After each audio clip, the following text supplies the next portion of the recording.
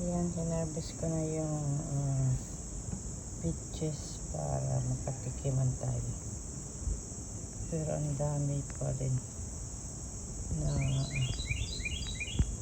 nahuhulog at saka may natira pa rin.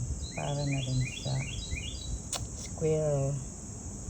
Marami na rin akong napahinog nito. So, tamis siya. Marami din. Kaya lang, ayan. Ako lang ang kakain. Hindi naman kumakain yung anak ko.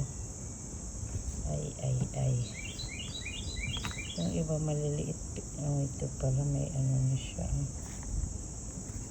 So, at least, pag nahinog, kakainin na. Yan. Yeah,